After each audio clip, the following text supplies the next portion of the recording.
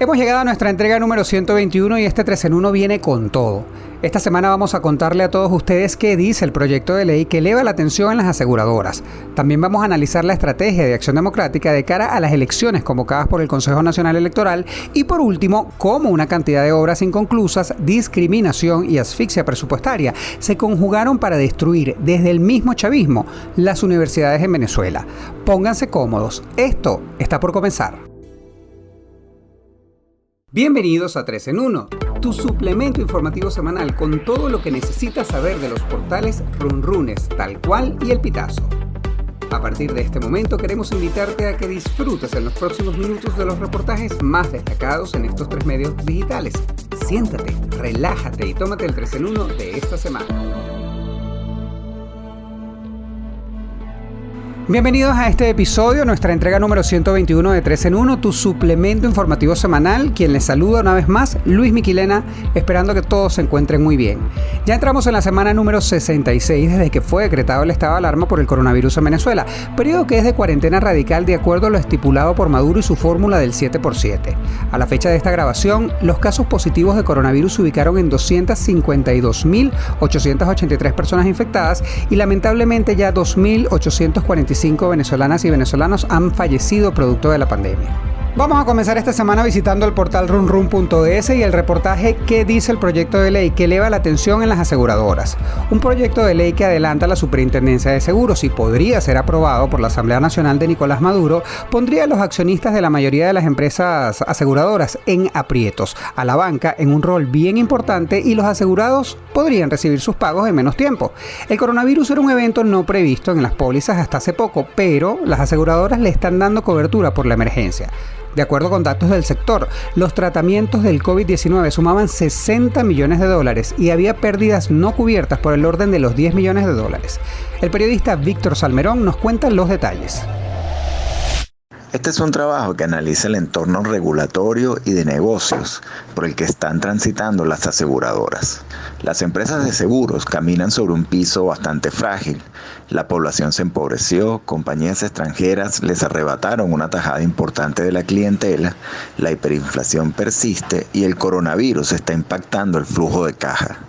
Las empresas han tenido que utilizar recursos, incluso los destinados a cubrir otros eventos, para cubrir el costo de los tratamientos por coronavirus. Y en la medida en que el plan de vacunación marche lentamente, este es un efecto que va a persistir.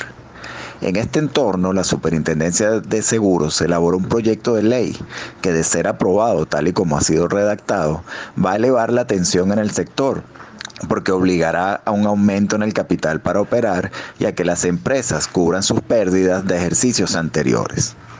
Para tener una idea de las aguas que están navegando las aseguradoras, basta observar que el pago que hacen los clientes cuando compran sus pólizas, es lo que se conoce como primas, no es suficiente para soportar el costo de los siniestros, los gastos de funcionamiento y las comisiones de los corredores.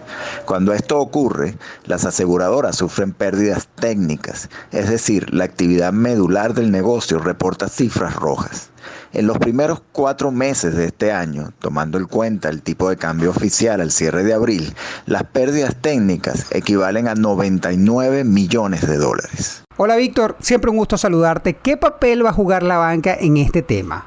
Hola Luis, un placer conversar contigo.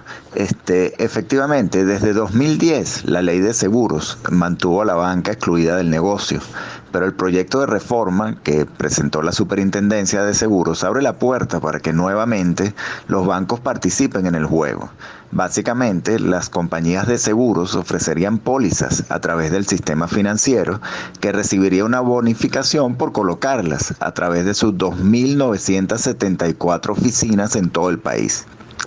Suelen ser productos sencillos, muy básicos, con coberturas relativamente pequeñas y primas accesibles que pueden ser financiadas a través del banco o domiciliadas a las cuentas bancarias del cliente.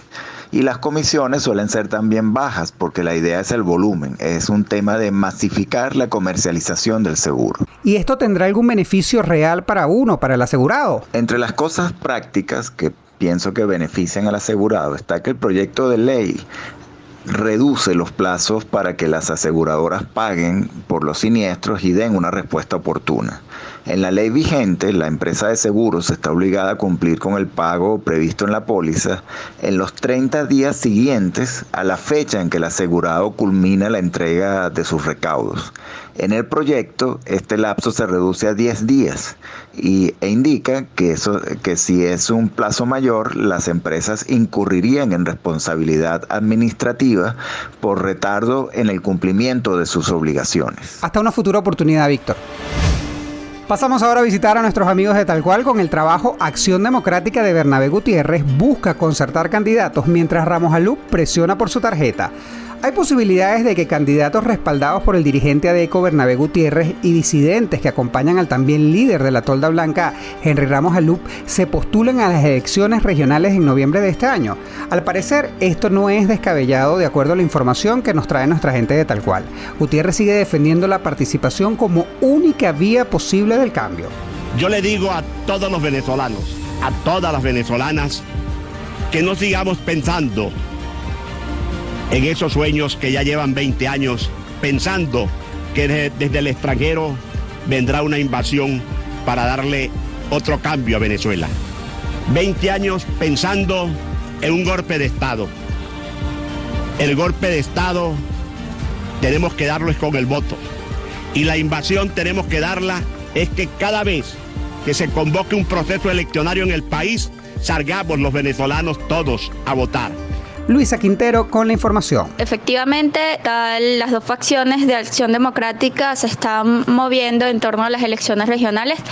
Ya la ADECO, dirigida por Bernabé Gutiérrez, está postulando a sus candidatos y ya tiene algunos candidatos definidos en estados junto con la Alianza Democrática, mientras que la Acción Democrática, la facción de Acción Democrática, que está liderada por Henry Ramos Alup, expresidente de la Asamblea Nacional, pues está esperando a los resultados de la negociación que realizará el mandatario interino Juan Guaidó con el régimen de Nicolás Maduro. Esto con el objetivo de lograr condiciones mínimas. Entre esas condiciones mínimas es que se levanten inhabilitaciones, que se acabe la judicialización del Tribunal Supremo de Justicia contra ciertos partidos, entre ellos incluidos Acción Democrática. Luisa, espero estés muy bien. Cuéntame, ¿podrían ponerse de acuerdo estas dos fracciones para designar un candidato unitario por el partido? Saludos a todos y en especial a las audiencias de Tal Cual, Runrunes y El Pitazo. Pues todo dependerá al momento en que se postulen candidatos. Tenemos hasta el mes de agosto para saber si las dos facciones de AD pueden ponerse de acuerdo.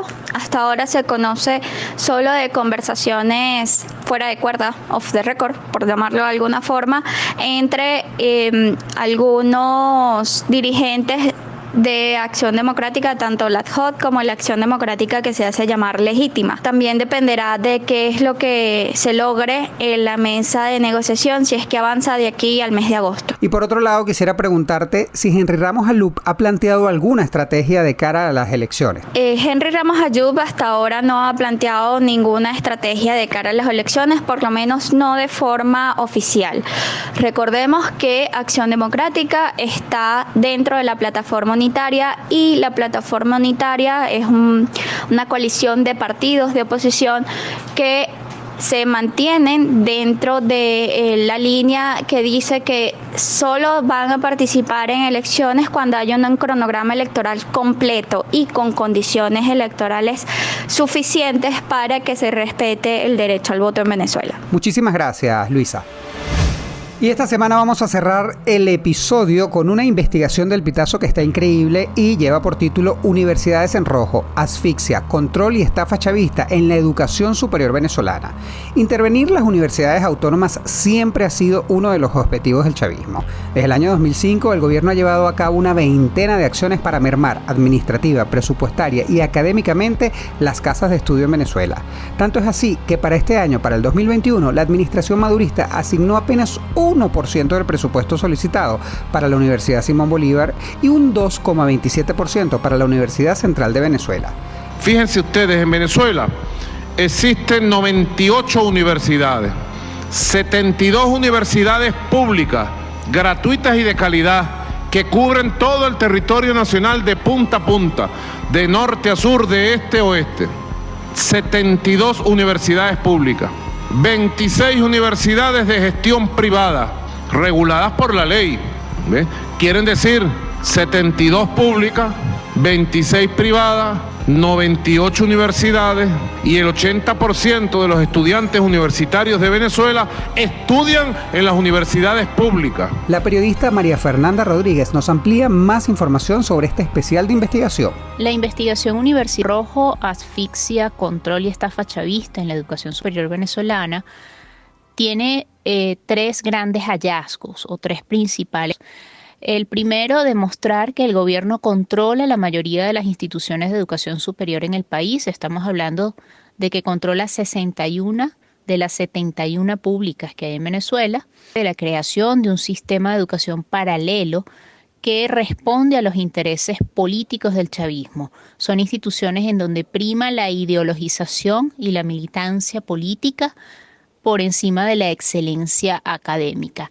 Estas instituciones se sostienen sobre dos grandes misiones creadas por Hugo Chávez para la educación superior en Venezuela, que son la misión Sucre, creada en el año 2003, y la misión Alma Mater, anunciada por Chávez en el 2007, y que fue esta última la encargada de transformar instituciones existentes antes de 1999 para ponerles otro nombre y controlarlas. Además de ello, logró determinar que el gobierno desde el año 2005 distintas acciones para debilitar a las universidades autónomas y aquellas nacionales experimentales que se resisten a ser controladas por el gobierno.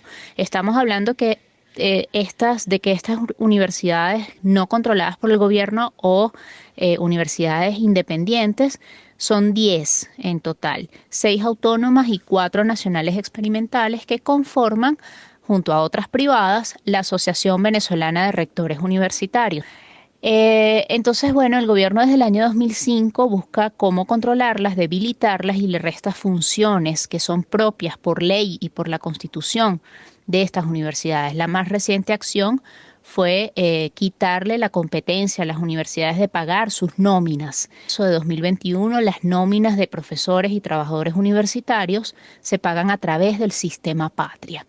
Finalmente, pudimos descubrir o develar que hay discriminación política en las instituciones que controla el gobierno. El gobierno, además de controlar la mayoría de las instituciones, como ya dije anteriormente, aplica política. Es lo que podemos decir a grandes rasgos que revela esta investigación Universidades en Rojo, la cual invitamos a visitar en el enlace que está disponible en internet para que conozcan más detalles. María Fernanda, bienvenida como siempre, un gusto saludarte a ti y por favor hazle llegar a tu equipo nuestras felicitaciones porque este especial está increíble. Cuéntame, ¿cuál es la inversión que ha hecho el chavismo para montar un sistema educativo superior paralelo? Hola, ¿cómo estás, Luis? Muchas gracias por el contacto y saludos a toda la audiencia del podcast 3 en 1 de la Alianza Rebelde Investiga. El gobierno venezolano invirtió entre el año 2013 y 2017 más de $40.000 millones en financiar un sistema de educación superior paralelo al tradicional. Este sistema actualmente está conformado por 61 de las 71 instituciones de educación superior públicas que hay en Venezuela. Estas 61 instituciones son universidades e institutos universitarios que el gobierno ha creado desde cero, pero no representan la mayoría. La mayoría, 37 de esas 61, son instituciones que existían antes de 1999, cuando Chávez llega al poder, y que luego son transformadas, cambiándoles el nombre y, por supuesto, intervenidas políticamente por el gobierno. Parte de este dinero se destinó además a la construcción de universidades en el marco de la misión Alma Mater y la mayoría de ellas no se culminó, quedaron inconclusas o en algunos casos sus terrenos baldíos. ¿Qué consecuencia puede traerle a un estudiante, por ejemplo, el no comulgar con el chavismo en las universidades que ellos mismos controlan, María Fernanda? Además de controlar la gran mayoría de instituciones de educación superior, el gobierno de Nicolás Maduro y en su momento el de Hugo Chávez practican una política de discriminación contra estudiantes de las universidades o institutos universitarios que ellos controlan por razones políticas, es decir, aquellos estudiantes que demuestran no apoyar la revolución bolivariana, el proceso de revolución socialista de este gobierno, son discriminados, trayendo como consecuencia incluso la expulsión en algunos casos.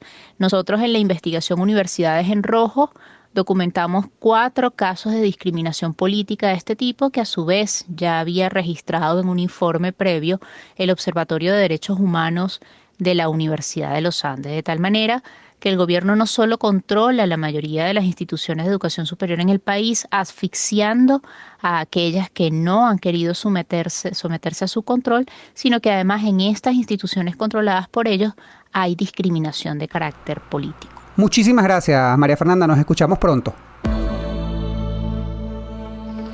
Y con esto nosotros ponemos punto final a nuestro episodio por esta semana.